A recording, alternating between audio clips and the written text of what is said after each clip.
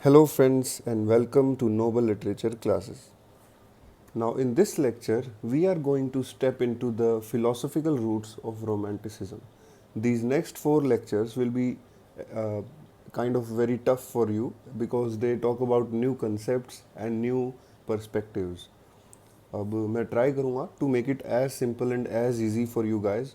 But still, if you find it difficult, do not bother to see this video another time, like twice.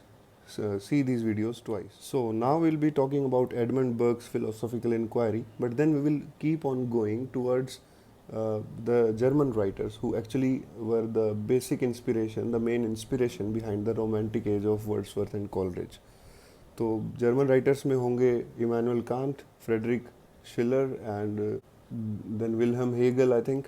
So we'll be doing all that. But first, let us focus on Edmund Burke and let us see how he was different from all the previous theorists, because Burke and his successors have started to take a new perspective. Now, we will also study in this chapter the differences between subject and object, because that is how this criticism works. And in the end, we will try to define and distinguish some basic concepts like the sublime and the beautiful, the senses, the imagination and the judgment, and finally the concept of taste, as told by Edmund Burke. Now, from here, the approach of thinkers changes. पहले वाले they were ontological, अब जो होंगे they will be epistemological in thinking. The previous ones they were mimetic, अब होंगे pragmatic. Earlier they were objective, now they will be subjective.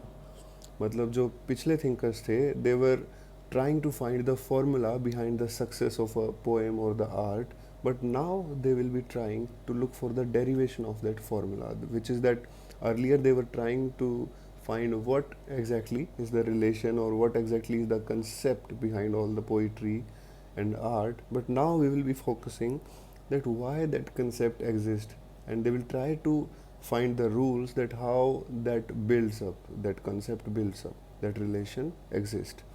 Now, don't panic if all these words are new to you, but by the end of this lecture, I promise you कि ये सब चीज़ें आपको आसान लगेंगी. So please bear with me and let's look ahead. तो ontology की dictionary definition कहती है that it is the study of being, like it is constantly trying to determine the essence of things. If we look, mimetic theorist Aristotle and Plato, Aristotle was always trying to find the proper nature and essence of a well constructed plot. Now he was trying to know what a plot should be. Now the Platonic Aristotelian debate, it also talked really about what a poem is. Like, does it possess its own substance and integrity, or is it just a shadow from the world of forms? But this question itself, that what is a poem, it is an ontological question. Now, although neoclassical theory is partly pragmatic because they are concerned about the nature and the response of the audience, and whether the audience that has been pleased and has it been completely taught, but again it works within a philosophical framework which is essentially ontological. Now, the rules of decorum laid by Horace, Dryden and Pope, they are less concerned with the audience response than with what a poem should be. We all know that. And even Longinus, who, although he did define the sublime partly in terms of its effect on the audience, even Longinus' sublime is really concerned about the physical, metaphorical, and linguistic qualities of a poem. Like physical as in के poem कैसी होनी चाहिए, how it should be presented, and then the metaphorical effect के what should be the meaning in that poem, and the linguistic qualities मतलब के what should be the structure of that poem, all the literary devices used in it and all that. तो even Longinus did not talk completely कि इसका effect किस तरह से हमारे mind पे पड़ता है. He did not try to analyse it. He was already only trying to find a formula to create that poem. But Edmund Burke, he changes his approach, and now we will see that approach. It is called epistemological process. अब epistemology का meaning है dictionary के according the study of knowing, और ontology का meaning था the study of being. मतलब ontology was concern with the things, okay, actually the like what it is, what it should be. But epistemology का concern है कि चलो वो जो भी है वो है, but how do our mind perceive that thing, कि हम उस चीज़ को किस तरह से परसीव करते हैं. तो that was the question answered in the epistemological theories of Edmund Burke. Now all the pragmatic theorists, pragmatic is also the same thing. Pragmatic का meaning है कि how does it affect the listener or the person who is experiencing it.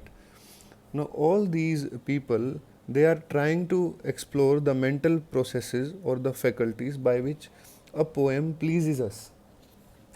And they say that beauty is not a quality inside a poem or a painting, but it is the mental process or the mental response that occurs when we see that painting or we see that poem. Now this response can be emotional as well as intellectual. Let us talk now let us go to the question of subject and object. In philosophy, subject is a conscious. Now let us go to the question of subject and object. In philosophy, subject is a conscious aware self, and object is an unconscious and unaware thing. Like object does not exist, it does not perceive anything, rather it is perceived by the subject. मतलब object तभी exist करता है जब subject उसको appreciate करता है या उसको notice करता है. So now after Burke and Immanuel Kant, this subjective approach will also be called as aesthetic approach. और जो लोग इस फील्ड की स्टडी करेंगे, the ones who will define the rules or the standards of the subjective theory, they will be called as aestheticians. Aestheticians. I'm sorry. So now let us see Burke's inquiry. How did it help us to understand this epistemological process? Now Edmund Burke, he was an empiricist. Empiricism is the concept in which all the knowledge that we have is supposed to be gained by the five senses that we have. कि उसके अलावा कोई knowledge नहीं होती. Whatever we know, whatever exists in our mind is only because of the five senses. मतलब कोई God नहीं है जिसकी आप पूजा करेंगे तो आपको कुछ अलग पता चल जाएगा. Now this concept was actually born in the mind of Francis Bacon. उसके एसेज में हमें पता चलता है about when he talks about so many works. और फ्रांसिस बेकन से इंस्पिरेशन लेके John Locke, he writes great works and he is also called as the father of liberalism. तो आज लिबरलिस्ट जो हैं, they are always trying to say that they are always trying to question the authorities और question the previous norms. और John Locke जो थे, उनकी tradition में चलते चलते Edmund Burke, he became an empiricist. So being an empiricist, Burke says कि senses are the great originals of our ideas. कि हमें जो भी ideas आते हैं, it's because of the senses. And it is possible therefore to find universal principles of judgment and therefore of taste. Now we will discuss all these concepts nicely. But we must see that these epistemological theorists, they have no desire to change the world, because the previous ancients, if we talk about, all they wanted to was either define the perfect society or the perfect plot or the perfect hero or the perfect methods of writing. But Burke is defining the perfect impact on our senses of that work. And even if he can't define that perfect impact, still he is trying to define the laws which govern the process. So second point which Burke says is that everybody can feel external objects equally. मतलब कोई चीज़ green है तो green ही दिखेगी सबको, और कुछ गर्म है तो गर्म ही लगेगा, शुगर स्वीट है तो सबको स्वीट ही लगेगी. He says that everybody perceives all these objects in the same way, exactly the same way. Although habits can change these perception, but still they cannot destroy our ability to feel all that. And if we don't agree with के मतलब हम सबको कोई चीज़ green दिख रही है and somebody is not, अगर कोई कहता है that no it is not green, it is I can't see the colour, तो ज़रूर उस इंसान के साथ कलर ब्लाइंडेडनेस है, या he is some mad person who is not agreeing with us, because the perceptive science is the same for all of us. अब आ जाओ तीसरे पॉइंट पे. ही सेज के देर आर टू फैकल्टीज और two processes which take place whenever we see something or whenever we experience something. तो the first process is the imagination, जिससे कि हमारा एक perception, the immediate perception it gets created about that, कि हमें कुछ चीज़ें जैसे बचपन में सब्जियां होती हैं तो sometimes we don't like some सब्जीज, some vegetables and the others we like. इसी तरह से imagination is also the immediate or the childlike perception. And the second process which happens when we see an object, it is after some time, मतलब थोड़ा सा delay के बाद ये act करती है, and it is the judgement. So judgement is linked with reason, और ये हमारे पास्ट एक्सपीरियंसेस के ऊपर बेस्ड होता है. Now Burke says that imagination and judgement they combine to form taste. तो now let us talk about the taste. अब Burke कहते हैं कि हर इंसान में टेस्ट होता है, but the degree of the taste varies. किसी के अंदर कम लेवल का होता है, किसी के टेस्ट का लेवल हायर होता है, और इसको इन्होंने डिफ़ाइन किया है on the basis of imagination and judgement. तो कुछ लोगों में वो कहते हैं इमेजिनेशन की कमी रहती है, and that leads to the lack of taste. जो इमेजिनेशन की कमी है, ही सेज के it occurs from hedonism and avarice. Avarice is the greed for wealth and hedonism is the greed for pleasure. Now, after having the lack of taste, he says there is another kind of thing which hinders our critical judgment. It is the bad taste, and it arises from the lack of judgment. तो lack of judgement कब होता है? जब आपको पूरी तरह से किसी चीज़ की नॉलेज नहीं होती. When you have not studied long and hard about something, it results in the lack of judgement and hence a lack of taste. So now let us see के imagination and judgement, what are the differences according to Edmund Burke. He says के imagination it discovers और sometimes even creates unities in the middle of differences. Now आपने अगर John Donne metaphysical poet थे जो, अगर उनकी poem पढ़ी है द फ्ली, तो उसके अंदर ही combines the blood of two lovers in the stomach of a flee.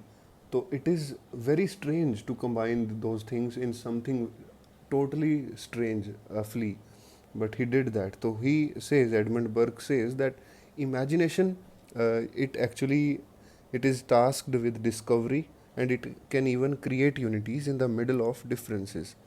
Therefore, imagination tends to synthesis. But judgment, he says, judgment recognizes differences in which appears unified. I'm sorry.